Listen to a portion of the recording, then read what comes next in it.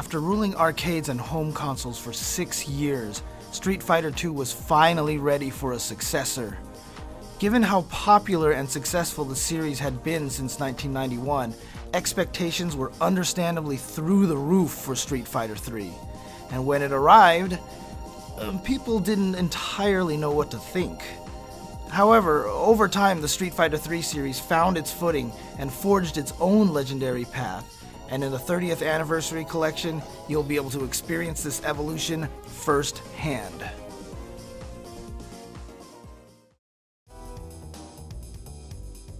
The first thing people noticed about Street Fighter III was how insanely gorgeous the game looked in motion. In an era where 3D fighting games were becoming more and more popular, Street Fighter III opted for lavishly animated sprites that rivaled those of a high-budget animated movie.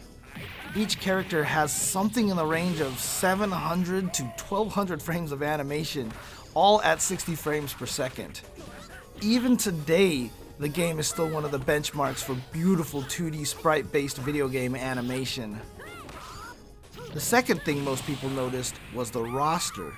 Ryu and Ken returned, but every other fighter was brand new, with American street grappler Alex positioned as a new main character seeking revenge against Gil, a two-toned paragon of human physical perfection who could control fire and ice. M. Bison appeared to be gone, along with all of his usual henchmen, and that's because Street Fighter III takes place after every other game in the series. Even Street Fighters 4 and 5 are set before 3 in the timeline. In fact, Street Fighter V actually connects into Street Fighter III by revealing Gil and the fate of Bison in the downloadable story mode, A Shadow Falls. If a red and blue overlord with flowing blonde hair sounds strange, other Street Fighter III fighters were just as out there. Necro's stretchy limbs and electric powers looked like a supernatural spin on Dhalsim and Blanca, while the vagrant Oro appeared to live inside a sack and drop down before each match, fighting seemingly with one arm. Each character enters the Third World Warrior tournament for their own reasons, but it's Gil's plans to take over the world that provide the real narrative backdrop for Street Fighter III. However, some characters that were all new at the time should look quite familiar to fans of Street Fighter 4 and 5. Dudley, Elena, Ibuki, Yun and Yang all debuted here, though Yun and Yang were just different colors of the same character. And while Street Fighter V's Laura Matsuda wasn't part of the team, her younger brother Sean was. It's understandable how fans took a while to warm up to these new fighters. After all, we just spent 6 years with Ryu, Chun-Li, and the rest of the Street Fighter II cast. But over time, the entire Street Fighter III lineup earned their place in the series.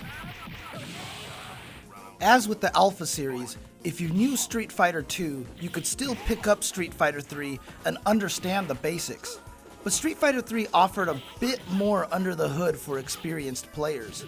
The game had its own version of super combos called Super Arts, and each character had 3 to choose from before entering a fight. Super Arts were designed to add another layer to the complex nature of character matchups. But what really made Street Fighter III stand out in the series was the introduction of the parry.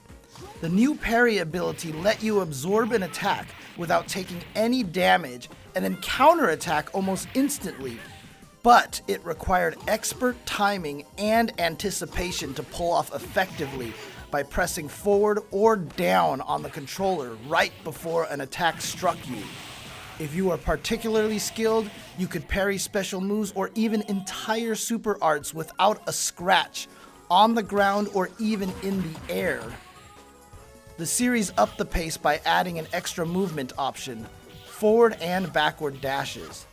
This ability has become so ingrained in players' strategies that it remained in Street Fighter 4 and 5. Also, universal overhead attacks, which had to be blocked standing, were added to aid in mix-ups versus the new parry mechanic. Parries were intended to be high risk, high reward, and at first they were. But you can never underestimate the players that take on Street Fighter. After time, players became experts at parrying and began deflecting attacks left and right. The addiction to the parrying mechanic was born. Just as Super Street Fighter 2 and Alpha 2 overwrote their original versions, so does Street Fighter 3 Second Impact. The story still takes place after the others, with Bison and Shadaloo gone, and Gil's Illuminati making trouble during the World Warrior Tournament, but now with a few extra characters and a handful of new gameplay features. The game's Giant Attack subtitle was a reference to the two new playable characters, Urien and Hugo. Both were muscular, hefty fighters that brought even more intensity and aggressiveness to the game.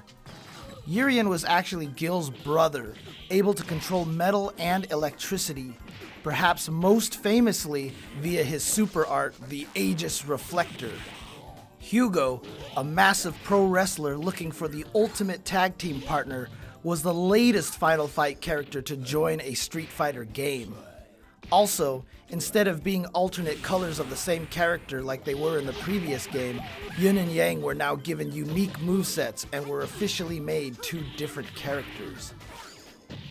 Akuma returns yet again as a hidden fighter, though he'd be back on the roster soon enough.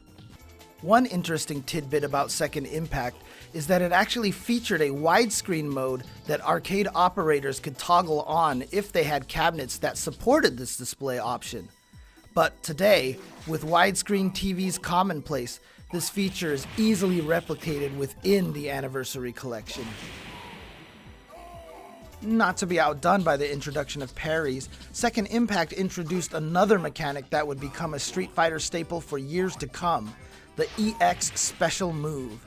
If you had enough meter built up in your super art gauge, even less than a full bar, you could activate an EX move, which was a powered-up version of existing special moves performed by pressing multiple buttons instead of just one.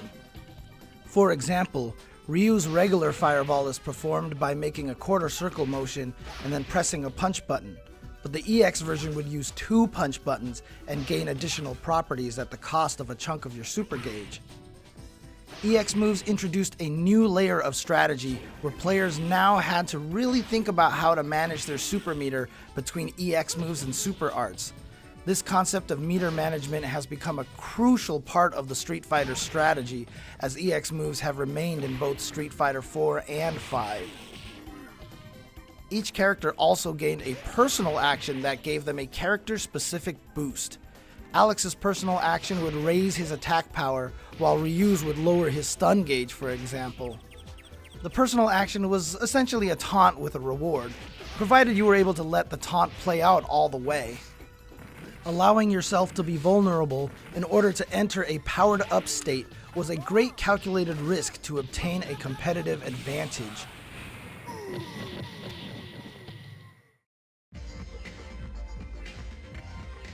This brings us to Street Fighter 3 Third Strike, first released in 1999. Today, Third Strike is often held up as the pinnacle of 2D fighting games, one that demands the utmost skill and precision to play at a high level. Third Strike's originality, strategic play, and visual beauty define what an engaging fighting game should be. The Third Strike roster expanded to 19 fighters, including two popular characters from the Street Fighter 2 days, Chun-Li and Akuma. The famous car-crushing bonus game from Street Fighter 2 also returned, though now players were demolishing a giant SUV. 4 all-new characters made their debut in Third Strike. Makoto, a powerful Shotokan karate student. Remy, a nihilistic kickboxer. Q, a mysterious towering figure sporting a metal mask. And 12, the next stage in the ongoing experiment that also created Necro. As a shape-shifting blob, 12 may seem like Street Fighter III was doubling down on weird and wild character designs.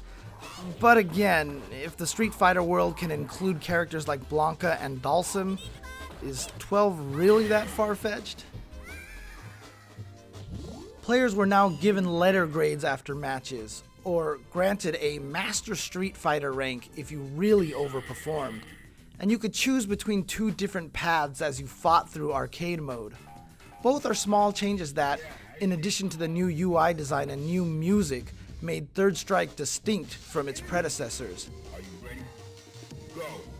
Third Strike did a lot to refine the control scheme of the 3 series. Personal actions were still performed by pressing heavy punch and heavy kick together, as they were in Second Impact. But now the 2 medium and light attack buttons were used for actions across the entire roster. Medium punch and medium kick now performed the overhead mechanic, and throws were changed to light punch and light kick at the same time. These days, you'd think throws were always performed with this command, as Street Fighter IV and Street Fighter V both adapted this throw input as well. This change to how throws were performed helped eliminate accidental throws and refine the exciting up-close gameplay Third Strike later became known for. The main new feature added to Third Strike, however, was guard parries, also known as red parries. Outside of alpha counters in the Alpha series, you've never been able to perform an action while in guard stun, aka block stun. Red parries, however, now let you transition directly from block stun right into a parry, but the timing required was even more precise than that of a standard parry, which meant experts that pulled this off always wowed audiences. But it came at a price. To this day, Street Fighter III Third Strike is the only Street Fighter without absolute guard. If you started blocking a multi-hit move, you would normally automatically continue blocking if there were no gaps between the attacks.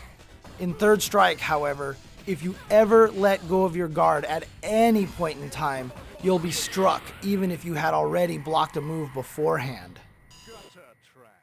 Due to many factors, including the parry and red parry mechanic, a technique known as Kara throws introduced by the new throw input, many character-specific combos, and tons of matchup-specific interactions, Third Strike really gained the reputation of being one of the most technical entries in the Street Fighter series, and is one of the reasons many experts still play it to this day. Though audiences were initially unsure about Street Fighter III, over time it proved its staying power thanks to a passionate fan base that really supported the game. Fans discovered how deep and rewarding Third Strike really was, which led to some unforgettable tournament moments and, of course, the immortal Daigo parry from EVO 2004. Like Super Turbo, it's a game that its dedicated fans have never stopped playing. And even today, new players get pulled into the beautiful artwork, the catchy music, the intricate matchups, and the oh-so-satisfying allure of parrying your opponent and reversing a match's momentum in an instant. With 30th Anniversary Collection, expect a whole new generation of players to discover what makes Third Strike so beloved to this day. And it's also interesting to think about the game from a story perspective. As of right now, this is still the furthest down the Street Fighter timeline we've really seen in-game. Bison appears to truly be gone, but is Gil down for the count? Are the Illuminati still scheming somewhere? Was Third Strike's fight for the future successful? We'll almost certainly find out over the next 30 years of Street Fighter.